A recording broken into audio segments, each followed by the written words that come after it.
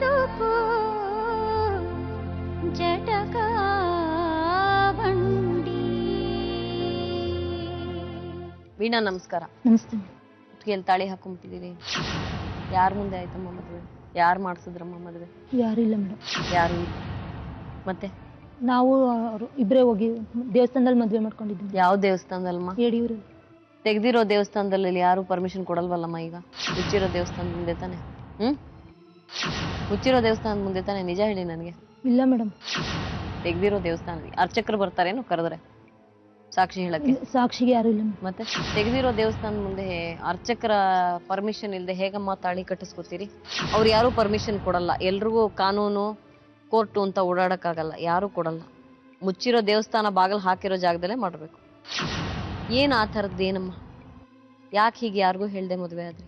Madam ನಮ್ಮ ಮನೇಲಿ ನಮ್ಮ ತಾಯಿ ನನ್ನ ಸಾಕು ಮಗಳು. ಅವರು ಫಸ್ಟ್ ನಾನು 8ನೇ ಕ್ಲಾಸ್ ಓದ್ಬೇಕಾದ್ರೆ ಒಂದು ಮದುವೆ ಮಾಡಿದ್ರು. ಆಮೇಲೆ ಅದು ಏನೋ ಡೌರಿ ಇದಕ್ಕೆ ಅಂತ ಇವರೇ ಡೈವರ್ಸ್ ಮಾಡಿಸಿದ್ರು. ಅದನ್ನ ಡೈವರ್ಸ್ ಮಾಡಿಸಿ ನನಗೆ ಗೊತ್ತಿಲ್ದಂಗೆ ಈ ದುಡ್ಡೇನೋ ಇಸ್ಕೊಂಡಿದ್ದಾರೆ ಅನ್ಸುತ್ತೆ. ನನಗೆ ಗೊತ್ತಿಲ್ಲ ಮೇಡಮ್ ಒಟ್ಟಿನಲ್ಲಿ. ಅದಾದ್ಮೇಲೆ ಯಾತಕ್ಕೆ ನೀವು ಬಿಟ್ಟು ಬಂದ್ರಮ್ಮ? ಅವನು ಡೌರಿಗೆಲ್ಲ ದುಡ್ಡಿಗೆಲ್ಲ ಹಿಂಸೆ ಮಾಡೋನು.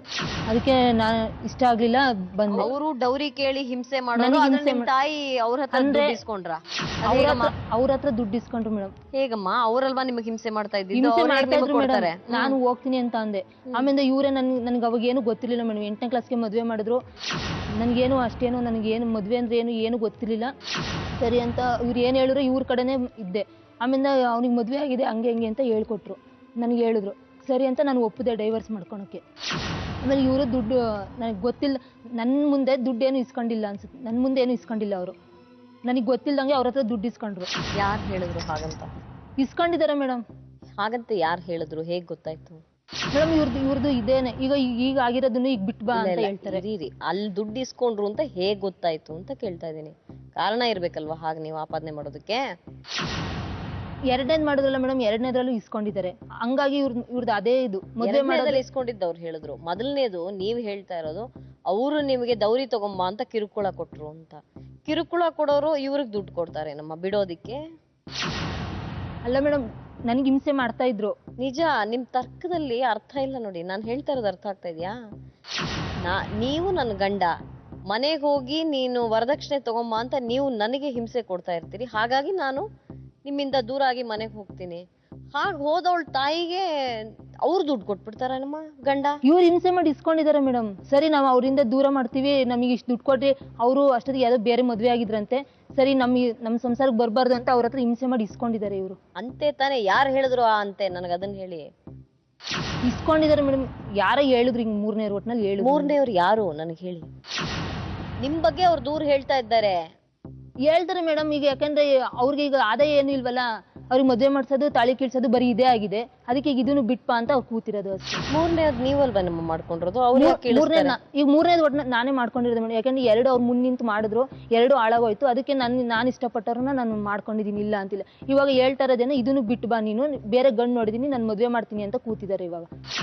ಅತ್ತೆ ಸೊಸೆರ್ ಇಬ್ರು ಅದೇ ನನಗೆ ಒಂದ್ ವಾರದಿಂದ ಹಿಂಸೆ ಮಾಡ್ತಾ ಇದ್ದಾರೆ. ಅವ್ರು ನಿಮ್ ತಾಯಿ ಅಂತಲ್ಲ ಅನ್ಸಲ್ವಾ ನಿಮ್ಗೆ? ಇಲ್ಲ ಮೇಡಮ್, ಅವರು ನನ್ಗೂ ಅವ್ರಿಗೂ ಸಂಬಂಧ ಇಲ್ಲ ಮೇಡಮ್. ನಂಗೆ ಅವ್ರು ಯಾರೋ ಗೊತ್ತಿಲ್ಲ. ಸಾಕಿಲ್ವಾ ನಿಮ್ಮನ್ನ ಅವರು? ಮೇಡಮ್ ಅನಾಥ ಮಕ್ಳನ್ನ ಎಲ್ಲಾರು ಸಾಕ್ತಾರೆ, ಇಲ್ಲ ಅಂತಲ್ಲ. ಎಲ್ಲಾರು ಸಾಕಲ್ಲ. ಯಾವ ಅನಾಥ ಮಗುಗೂ ಅಮ್ಮ ಸಿಗಲ್ಲ. ಅಲ್ಲ ಮೇಡಮ್, ಸಾಕ್ತಾರೆ. ಹಂಗಂದ್ಬಿಟ್ಟು ಈಗ ಸಾಕಿದ್ದಕ್ಕೆ ನಾನು ನಿನ್ನ ಸಾಕಿದೀನಿ, ನನ್ಗೆ ಈಗ ನಾನು 10 ಲಕ್ಷ ಖರ್ಚು ಮಾಡಿದೀನಿ, ನೀನ್ ಇವಾಗ ದುಡ್ಬಿಟ್ಟು ನನಗೆ ಕೊಡು ಅಂತಂದ್ರೆ ಹೆಂಗಾಗುತ್ತೆ ಮೇಡಮ್? ಅದು ಈಗ ಯಾರು ಮಕ್ಳನ್ನ ಸಾಕ್ತಾರೆ, ಸಾಕ್ಬಿಟ್ಟು ಅವ್ರು ನಮ್ಮನ್ನ ಸಾಕ್ತಾರೆ ಅಂತ ಯಾರಾದ್ರೂ ಮಕ್ಳನ್ನ ಓದಿಸಿ ಕೆಲ್ಸಕ್ಕೆ ಕಳಿಸ್ತಾರ? ನಾನು ನಿಂಗೆ ಅಷ್ಟೆಲ್ಲ ಖರ್ಚು ಮಾಡಿದೀನಿ, ಇವಾಗ ನನಗೆ ನೀನ್ ದುಡ್ಡು ನನಗೆ ಕೊಡು ಅಂತ ಕೂತಿದ್ದಾರೆ ಇವಾಗ. ಮತ್ತೆ ರಾತ್ರಿ 5 ಗಂಟೆ ಅವರು ಬಲವಂತವಾಗಿ ಕೇಳೋದಲ್ಲ, ನೀವು ಪ್ರೀತಿಯಿಂದ ಮಾಡ್ಬೇಕಲ್ವಾ ಅವ್ರಿಗೆ ವಾಪಸ್ಸು. ಈಗ ನಮ್ಮ ಅಪ್ಪ ಅಮ್ಮ ನನ್ನ ಯಾವತ್ತೂ ನಾನು ಊಟ ಹಾಕು ಅಂತ ಕೇಳಲ್ಲ. ಆದ್ರೆ ಅವ್ರು ನನ್ನ ಸಾಕಿದ್ದಾರೆ ಅನ್ನುವ ನನ್ನ ವಿಶ್ವಾಸಕ್ಕೆ ನಾನು ಹೇಗೆ ವಿಶ್ವಾಸವನ್ನ ಮತ್ತೆ ಅವ್ರಿಗೆ ತೋರಿಸೋದು? ಪ್ರೀತಿ ಮೂಲಕ ತೋರಿಸಬಹುದು. ಅವ್ರನ್ನ ನನ್ನ ಜೊತೆ ಇಟ್ಕೊಳ್ಳೋದ್ರ ಮೂಲಕ ತೋರಿಸಬಹುದು. ಅವ್ರು ನಮ್ ಜೊತೆ ಪ್ರೀತಿಯಿಂದ ಇದ್ರೆ ನಾವು ಅವ್ರನ್ನ ನೋಡ್ಕೋಬಹುದು ಮೇಡಮ್. ಅವರೇ ನಮಗೆ ವಿರುದ್ಧವಾಗಿ ನಿಂತ್ಕೊಂಡ್ರೆ ನಾವು ಪ್ರೀತಿ ಹೇಗಿರುತ್ತೆ? ನೀವು ಹೇಳ್ದೆ ಕೇಳ್ದೆ ಮದ್ವೆ ಆದ್ರೆ ಅದು ನೀವು ಬಹಳ ಯೋಗ್ಯವಾದ ವರನ್ನ ಮದುವೆ ಆಗಿದ್ರೆ ಅವ್ರು ಇಲ್ಲಿಗೆ ದೂರ ತರ್ತಾ ಇದ್ರು ಅಂತ ನಾನು ಅವ್ರಾಗೋ ಹೊತ್ತಿಗೆ ಮನೇಲಿ ಅವ್ರ ಮನೇಲಿ ಎಲ್ಲರೂ ಒಪ್ಕೊಂಡು ಮನೇಲಿ ಸೇರ್ಸಿದ್ದಾರೆ. ಇವರು ಬೆಳಗಿನ ಜಾವ 3 ಗಂಟೆಲಿ ಮನೆ ಬಿಟ್ಟು ಆಚೆ ಖಾಲಿ ಪೇಪರ್ಗೆ ಸೈನ್ ಹಾಕು ಅಂದ್ರು. ನಾನು ಹಾಕಲ್ಲ ಅನ್ನೋದಕ್ಕೆ ಅಷ್ಟೊತ್ತಿಗೆ ಮನೆ ಬಿಟ್ಟು ಆಚೆ ಕಳಿಸಿದ್ರು. ಅವ್ರ ಮನೆಯವ್ರು ಎಲ್ಲರೂ ಆಗೋ ಹೊತ್ತಿಗೆ ಸೇರಿಸ್ಕೊಂಡಿದ್ದಾರೆ. ಇನ್ಯಾರಾದ್ರಾಗಿದ್ರೆ ಸೇರಿಸ್ತಾ ಇದ್ದಾರೆ. ಯಾಕೆ ಸೇರಿಸ್ಕೊಳ್ಳಲ್ಲಮ್ಮ? ಒಂದ್ ಹೆಂಡತಿ ಎಲ್ಲ ಇನ್ನೊಬ್ಳು ಫ್ರೀ ಆಗಿ ಬರ್ತಾಳೆ ಅಂದ್ರೆ ಎಲ್ಲರೂ ಸೇರಿಸ್ಕೊತಾರೆ. ಯಾಕೆ ಸೇರಿಸ್ಕೊಳಲ್ಲ ಹೇಳಿ? ನೀವು ತುಂಬಾ ಯೋಗ್ಯವಾದ ಒಂದ್ ವರನ್ನ ಹುಡ್ಕೊಂಡ್ಬಿಟ್ಟಿದ್ರೆ ಯಾರು ಕೂತ್ಕೋತಾ ಇರ್ಲಿಲ್ಲ ಪಂಚಾಯತಿ ಮಾಡಕ್ಕೆ ನಿಮ್ ಜೊತೆಗೆ. ಈಗಾಗಲೇ ಮದುವೆ ಆಗಿರೋ ವ್ಯಕ್ತಿನ ಮದುವೆ ಆಗ್ತೀನಿ ಅಂತ ನೀವು ಕೂತಿದ್ದೀರಲ್ಲ. ಮೇಡಮ್ ಈಗ ಆಗಿದ್ದೀನಿ, ಈಗ ಏನ್ ಮಾಡ್ಬೇಕು ಮೇಡಮ್? ಜೀವನ ನಮ್ಮ ಇಷ್ಟಕ್ ಮಾಡೋದ್ರ ಹೆಸರು ಜೀವನ ಅಲ್ಲಮ್ಮ. ಹೀಗೇ ಜೀವನ ಮಾಡ್ಬೇಕು ಅಂತ ಇರುತ್ತಲ್ವೇನಮ್ಮ? ಆಯ್ತು, ಹೀಗೇ ಮಾಡ್ಬೇಕು ಸರಿ ಅಂತ ಮೇಡಮ್, ಯಾರು ಕಾನೂನು ಮಾಡಿದ್ರು ಅಲ್ಲ ಅಂತ ಮೇಡಮ್, ಕೇಳ್ಬೇಡಿ. ನಾನೇನೋ ಕಾನೂನು ಇಲ್ಲ, ಇದೆಲ್ಲ ಸಮಾಜದ ರೀತಿ ನಾನೇನೋ ನೀತಿಗಳು. ಒಬ್ಬ ಈ ರೀತಿ ಹೆಂಡ್ತಿ ನೀತಿಗಳು ಇರೋದನ್ನ ಯಾತಕ್ ಬರ್ತಾವೆ? ಅನುಭವದಿಂದ. ಅವ್ರು 2 ಹೆಂಡ್ತಿ ಇದ್ದಂಗೆ ಇವ್ರು 3ನೇ ಅದ್ರಲ್ಲಿ ಇವ್ರು ತಪ್ಪಲ್ವಾ ಹಂಗಾರೆ?